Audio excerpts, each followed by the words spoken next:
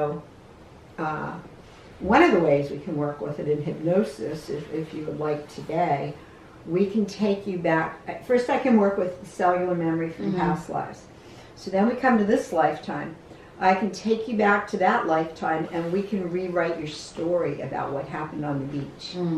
And so you can be the heroine. I'm serious. Okay, so how would you like to be the heroine out of that story? How do you know that you could have responded differently if you would have had maybe a little bit more maturity behind I would say you? just be able to brush it off and jump back in the water and forget it ever happened. Okay. That's how I imagine. Is that the way you want to rewrite it? Yeah. Isn't this cool? Yeah, it is. And you're pretty sure it was a carpenter bee? I mean, An ant. Those really big black. Yeah, we've had them in here. Yeah.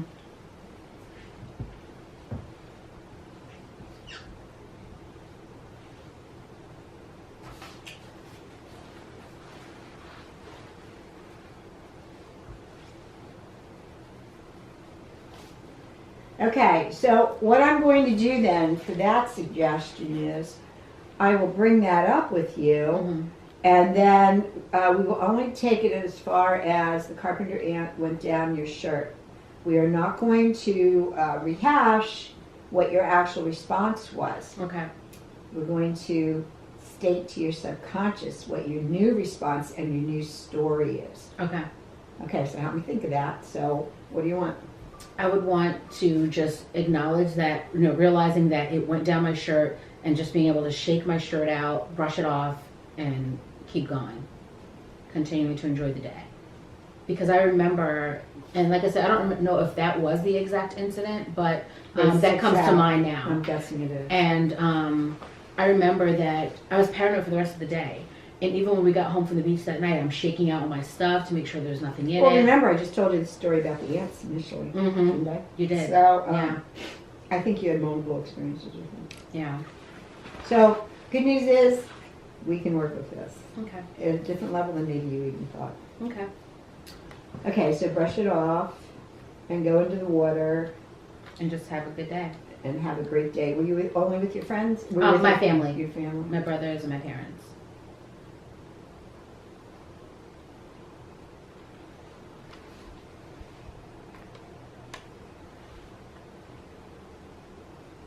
Okay.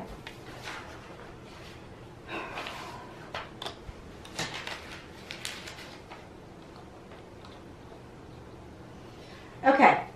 How do you feel, and I'm guessing that if you have to have a conversation like right now, there aren't bugs in here. So we're talking about bugs. How do you feel when they're not physically within sight of you? I'm okay with that. I can talk about them without feeling anxiety or any problems like that, but seeing them in a movie, like I turn away. Like if there's a lot of them, like in a movie, I turn away. Like, have you ever seen the Mummy movies? There's a lot of bugs in that movie. I saw the old Mummy movie. Yeah. I get scared easily. I have to watch I can't watch stuff before I go to bed. Yeah, I dream about stuff like that, and even fake bugs, knowing they're fake bothers me. But actually, just talking about them is okay. And just to give you an example, my coworkers, they know I'm afraid of bugs, so they had a big cockroach. And when I came to work one day and pulled out my keyboard, there was a fake cockroach sitting on top of my keyboard. Now, obviously they thought it was funny because they don't realize the extent of the fear. I was mad for the rest of the day, and I couldn't even pick it up to throw it away knowing it was fake. I couldn't even touch it. Do you want to tell her what I did to you? My husband also has a fake cockroach, and we have double closet doors in our bedroom, and he stuck it to the door. And luckily I did not see that there, but then he put it on the kitchen floor, which is where you most likely think you would see a bug or whatever. Wow. And I saw it there, and as soon as I saw it, I didn't react, actually like I normally react, running and screaming. And this was maybe 3 months ago. He put it on the floor, I just saw it, and I was just like, oh my God. And I whispered to him, there's a roach in the kitchen. But I was walking toward the front door. I was leaving the house for one roach. But I didn't react to yelling and screaming and like I normally do. So what made the difference? I don't know. Maybe because I was tired and I just woke up. I don't know. We need to focus on that. Yeah. Okay, because whenever we do hypnosis, Mm-hmm. it goes into the subconscious level. So that bypasses the monkey mind chatter of fear of bugs, fear of bugs, fear of bugs. Mm-hmm. And we also blend in behavior modification. Mm-hmm. Just like if you would come to me for stopping smoking cigarettes, we come up with very positive ways to substitute positive, healthy habits for that. Okay. So with you, we can come up with some positive responses, which you already did 3 months ago. Mm-hmm. I still couldn't kill it or walk in the kitchen though. I was still on my way toward the front door, leaving the house with my nightgown on, no shoes, no bra, nothing. I was leaving. How would you dare? But I didn't run. I didn't scream. I just saw it and I said, "Oh my God!" And I said, "Ron, there's a roach in the kitchen on the floor. Go get it." As I'm walking out the house. Okay, so let's look at the behavioral aspect. So there are various reactions you can have. Mm-hmm. That is one of them, just to move out of the vicinity of where the insect is. Mm-hmm. And guess what you did? You moved outside where there were even more bugs. I know.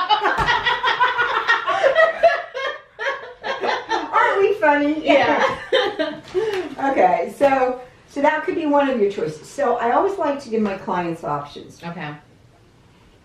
So in option one in response, so your first option is just to walk away calmly from the location where you notice the insect. Okay, we can have that as one. What would another option be? I would like to be comfortable around them. And what does that mean to you? Walking in the woods, something land on my shoulder, brush it off without a crazy reaction, or, to let it flitter around me without waving my arms hysterically, trying to get it to move on. So I would like to be comfortable around them to the point where a butterfly could land on me and I'm not murdering it.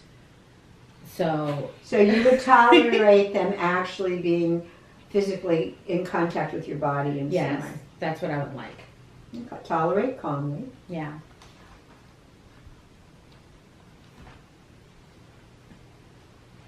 And I'd like to be able to either kill them or remove them from my house when they get in. Because, in the spring and in the late fall, we get a lot of crickets and stuff coming in.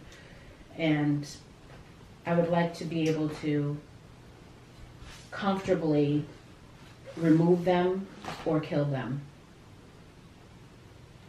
Now, did you know that crickets are considered a sign of good luck? Now, We love Colonial Williamsburg, and years ago when I first went there as a teenager, I'll never forget in the governor's palace, they actually had cricket cages from the 1700s, and they would keep them in there. It came from the Orient, of course, and so whenever I see them, I say, "Thank you for your music." You know? And that's the thing, because I love hearing them. Like when we're driving down, country roads and stuff in the summertime, I open the window so I can hear them. The sound is beautiful. But then when I really start thinking there's millions of them in that grass, that's when the anxiety starts. But if I can just appreciate them, as another living being and be okay with them being around, that's really what I would like. And you are aware, because of your age, that there are insects. There's a whole hierarchy. They're actually part of the food chain. Yes. The ones that work in our, do work for us with aerating and gardening and stuff like that. So they have their place in the universe. So we can honor them for that. I'm guessing you're also aware. It was so interesting. I learned more things at the Y. I go over and do water exercise in the morning on my own. And then I was in a hot tub the other morning, and there were about 5 guys in there, and one of the guys raises bees, and he was around my age.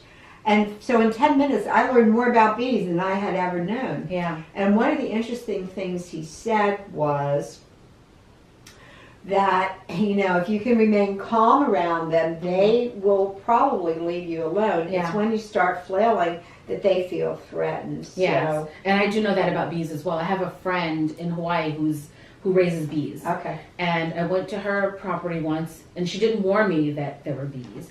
And we're on a hike, and then I hear the loud buzzing.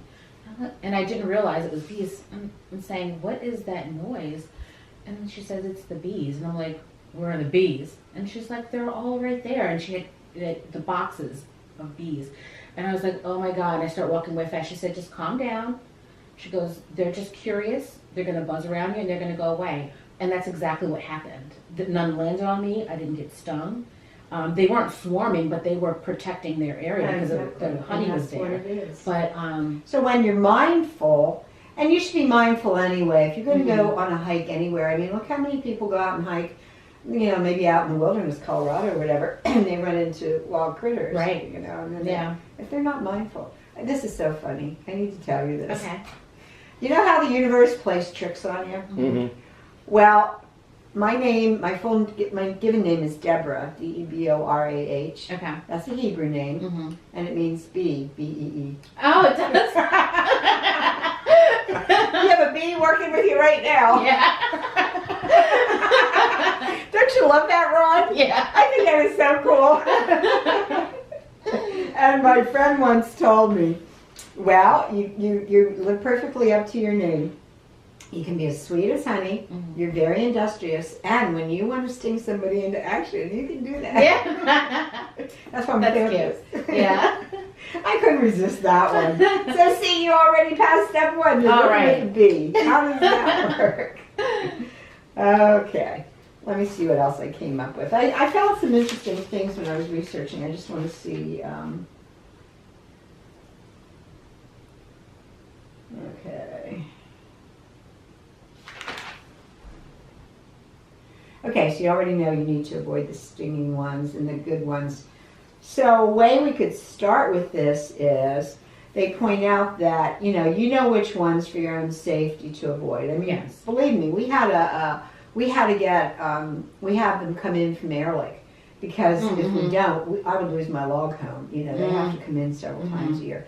And the bees were horrible this year. I couldn't even get Carpenter bees. well, it was yellow jackets. They were really, really bad. They actually they made a nest in where we had some of our firewood on the front porch. I actually had to have them come in twice to get rid of them because it just was. They weren't even letting me go past them to go to my back that's deck, dangerous. which was not good. Yeah. So I think we could also work this with. I think safety for you is a big issue. Yes. Would you say that's probably one of the biggest issues? Yes. So how about if the third suggestion is for your own safety, you will keep a distance from the stinging or the harmful kinds of insects and walk calmly away or move out of their area, honoring, their territory, which you already are aware of. Yes. And you will calmly tolerate being in the presence of the non-harmful. How's that? I like Is that. that okay? Yeah. That way you get the choice of selectively choosing what you want to do. We may be able to stick in another one yet. Let me check. You'll have to show me this box of tea before I leave because it is Did you ever get any celestial seasonings? Tea? Oh, yes. Yeah, it's called Jam and Ginger Lemon. Oh, my goodness. Isn't that great? It's like candy. I love this honey.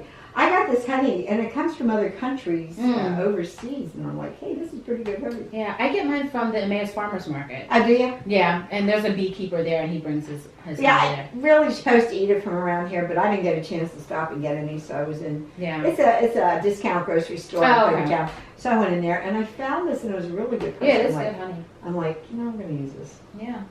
Okay, for your safety, you will calmly walk away from any harmful insects, okay? And you already know what those are.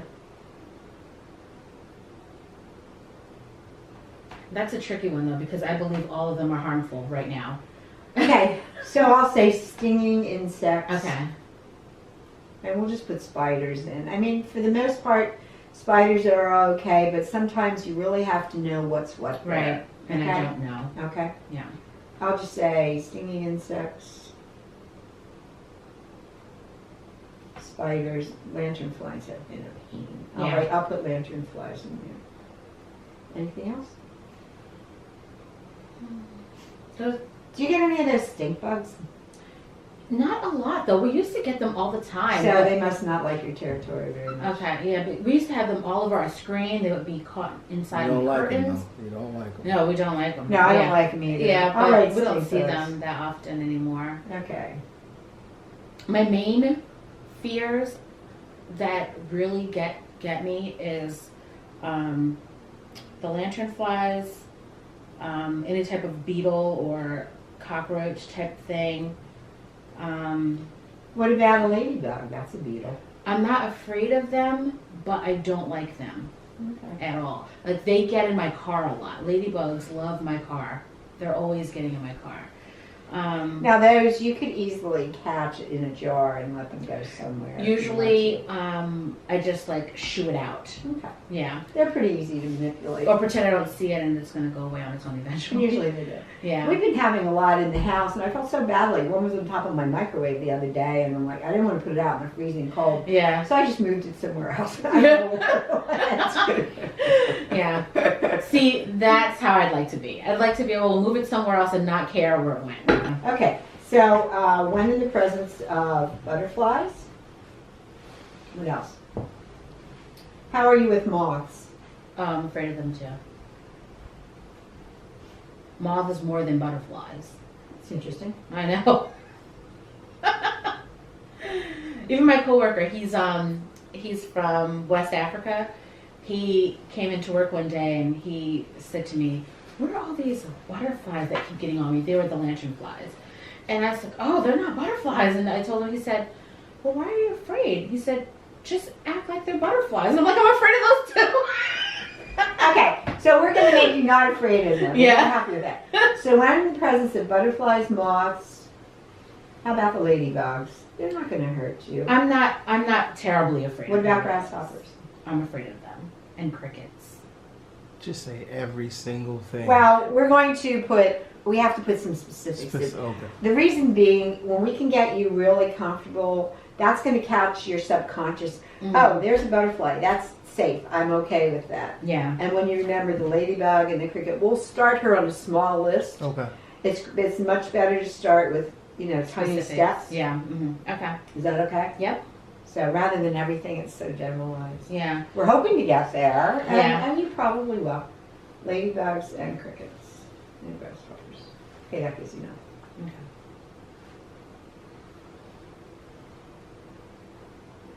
When in the presence of butterflies, moths, ladybugs, crickets, and grasshoppers, I calmly, what do you want to do? Just keep walking as if they're no danger to me, no fear. I don't want any fear. I calmly and courageously. You just need courage, girl. I do. Yeah. Yes. Okay, calmly and courageously. You still want to walk away? Or walk? Or continue on my way. That's good. Yeah. Because right now, you've given your power away to all of them, and it's preventing you from continuing on your way. Right. So I like that. Mhm. Okay. See, isn't this fun to work on this? It is. And you're getting your own words in there.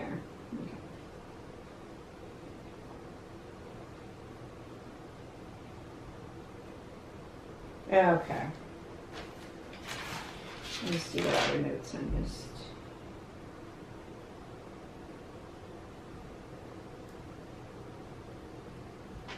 Okay, I did point out that frequently when we're younger, we tend to learn negative responses from the older people around us. Mm-hmm. So if you had, a family member who was deathly afraid of bugs, you probably saw that, and then that, because when you're young, you're not able to judge or figure out.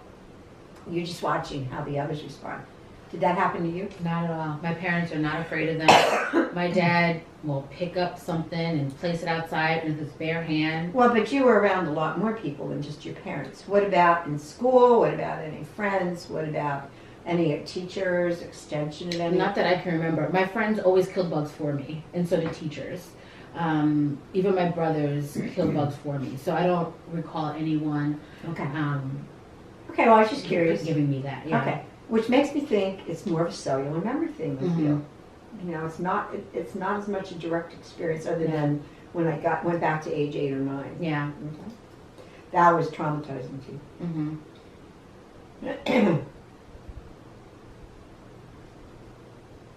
I remember another incident now.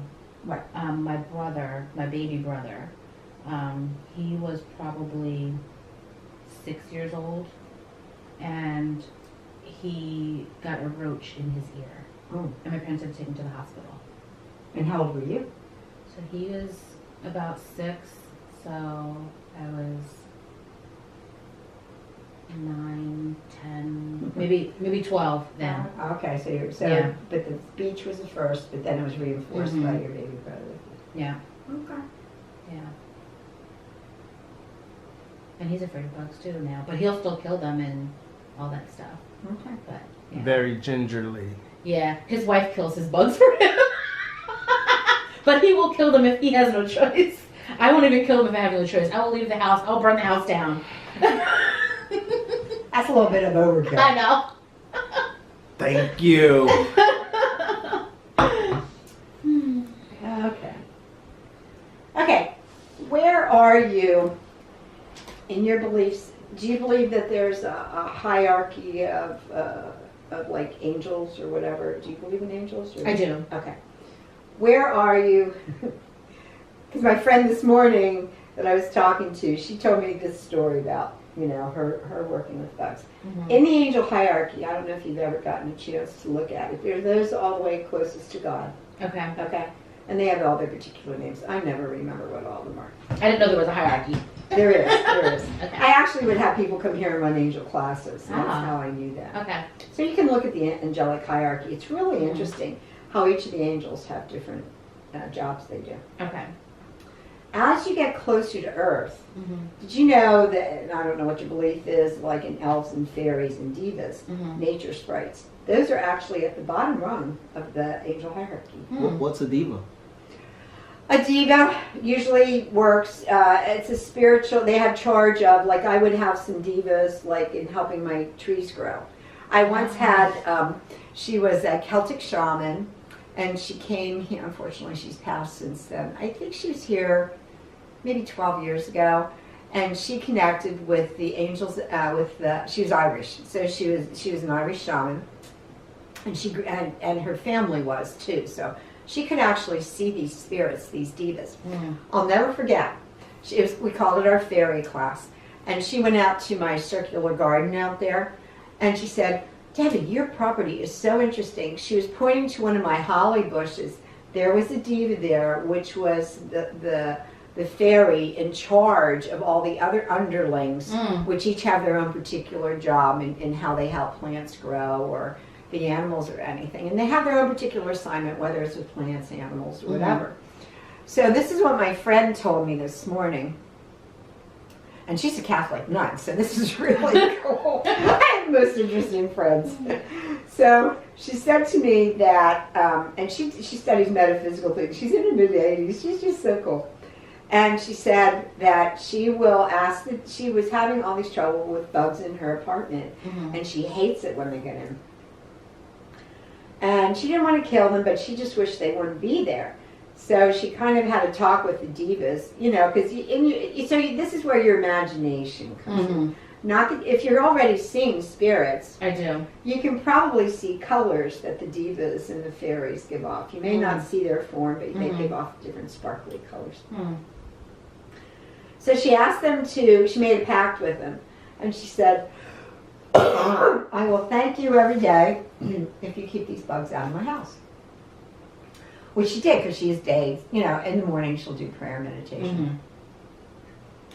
And she kept it up. And then she realized, and then she ended up seeing a bug the other week. And then she thought, uh-oh, I was forgetting to thank the divas.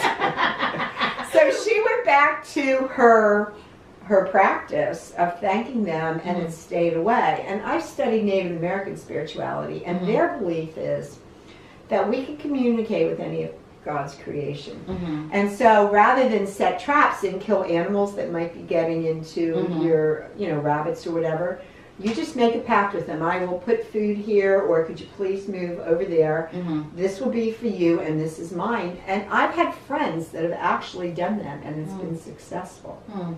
So I'm just giving you another way Yeah. that if you, once you're more mindful and you tend to believe in the continuity of all of us being a part of creation, Right. and you just send out those thoughts, that might be an interesting experiment for you to do. I'm not going to Okay. use it as a suggestion. Okay. I'm just going over it now with you. Okay.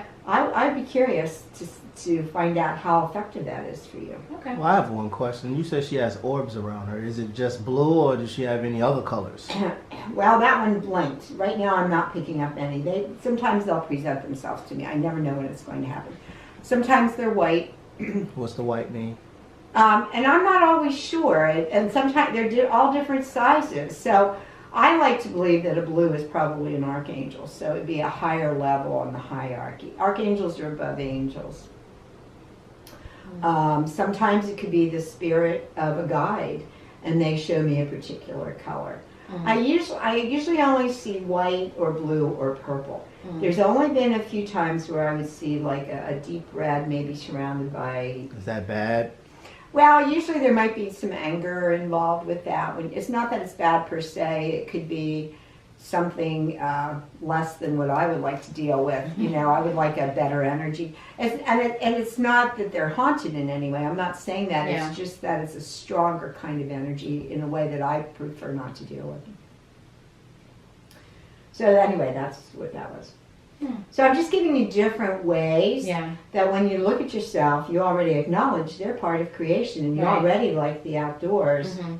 So this may be giving you a whole different way to connect with creation. Yeah. It might be a godsend in a way. Who Okay. knows? Yeah. Oftentimes our greatest fears, as we work through them and overcome them, Mm. they become our biggest teachers. Mm. So that happens. That makes sense. Believe me, it's happened to me a lot. Mm-hmm. Okay. Did you have any questions about anything? I don't. Okay. Well, we're ready to start. So this is, and I think I explained to you on the phone how it would work pretty much, or I'll go over it.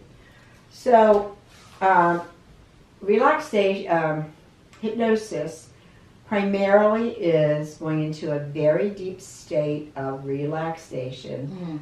all the way into the subconscious level. It's your conscious level of awareness that is keeping the sphere alive for you right now. Okay.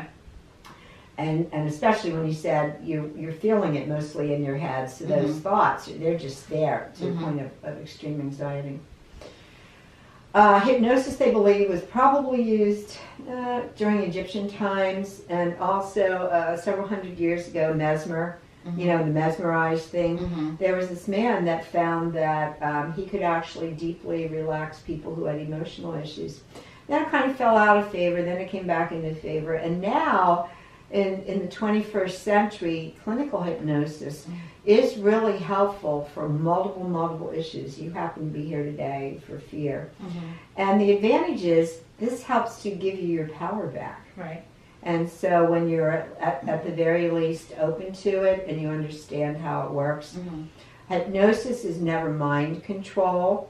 You will hear sounds around here if the fan should be going off and on, if you have to scratch your arm, if you hear me clear my throat or whatever, that's fine. You're still hypnotized. You're just going into that altered state of awareness. Okay. You always have control.